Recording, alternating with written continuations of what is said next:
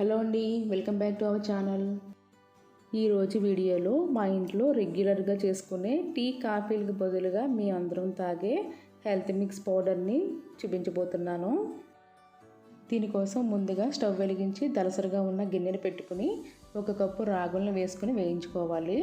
రాగుల్ని మరీ ఎర్రగా కాకుండా కొంచెం పచ్చివాసన పోయి దోరగా అయ్యేటట్టు వేయించుకోవాలి. మంటని లో టు మీడియం ఫ్లేమ్లోకి అడ్జస్ట్ చేసుకుంటూ వేయించుకోవాలి. ఇవి వేగిపోయాయండి, తీసేస్తున్నాను. తర్వాత అదే గిన్నెలోకి 1/2 కప్పు జొన్నలను వేసుకుని వేయించుకోవాలి. జొన్నలను కూడా దోరగానే వేయించుకోవాలి. తెల్ల జొన్నలు వేసానండి, మీ దగ్గర పచ్చి జొన్నలు ఉంటే అవైనా వేసుకోవచ్చు. ఇవి కూడా పచ్చివాసన పోయి దోరగా వేగేటట్టు వేయించుకోవాలి. వేగిపోయాయండి, తీసి పక్కన పెట్టేస్తున్నాను. తర్వాత 1/2 కప్పు గోధుమలు కూడా వేసుకుని దోరగా వేయించుకోవాలి. మంటని లో టు మీడియం ఫ్లేమ్లోకి అడ్జస్ట్ చేసుకుంటూ వేయించుకోవాలి. గోధుమలు కూడా వేగిపోయాయండి, తీసేస్తున్నాను. తర్వాత అదే గిన్నెలోకి 1/2 కప్పు ఎర్ర బియ్యాన్ని వేసి వేయించుకోవాలి. ఈ రెడ్ రైస్ బ్రౌన్ రైస్ కంటే డార్క్ కలర్లో ఉంటుంది. చూస్తున్నారు కదా, ఈ విధంగా ఉంటాయి. వీటిని కూడా మాడకుండా దోరగా వేయించుకోవాలి. ఇవి కూడా వేగిపోయాయండి, తీసేస్తున్నాను.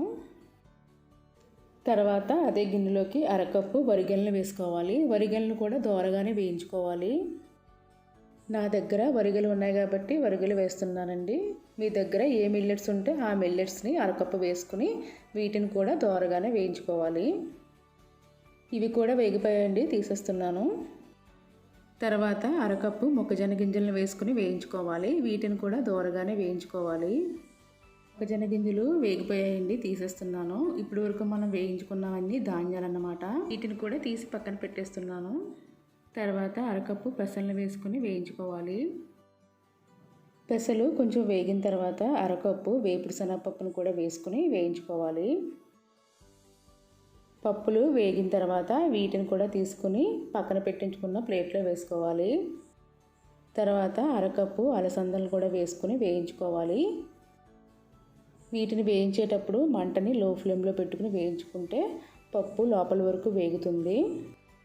ఈ విధంగా వేగిన తర్వాత తీసి పక్కన పెట్టుకోవాలి. తర్వాత అదే గిన్నెలోకి 1/2 కప్పు శనగలను కూడా వేసుకుని వీటిని కూడా దోరగా వేయించుకోవాలి. ఇలా వేగిన తర్వాత తీసి పక్కన పెట్టుకోవాలి. తర్వాత అదే గిన్నెలోకి 1/4 కప్పు వేరుశనగ గుళ్ళను కూడా వేసుకుని వేయించుకోవాలి.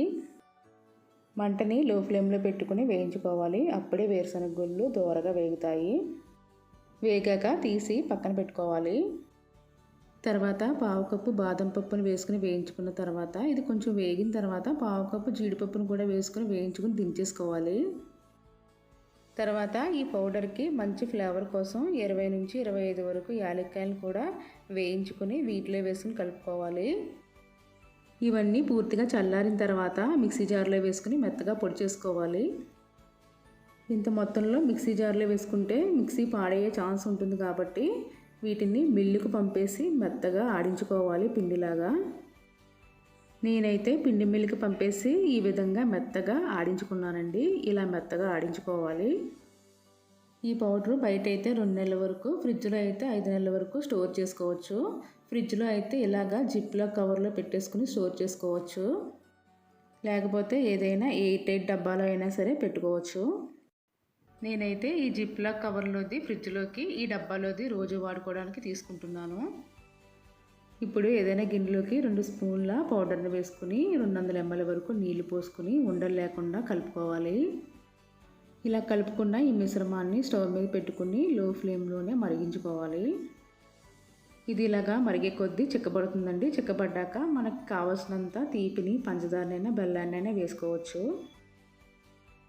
ఇలాగా మరిగిన తర్వాత 1/2 కప్పు వరకు పాలను పోసుకోవాలి. ఇదంతా ఒకసారి కలుపుకొని సర్వ్ చేసుకోవడమే.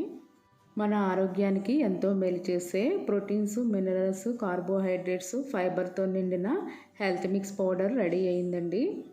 ఈ వీడియో కనుక మీకు నచ్చినట్లయితే లైక్ చేయండి, షేర్ చేయండి, సబ్స్క్రైబ్ చేసుకోండి.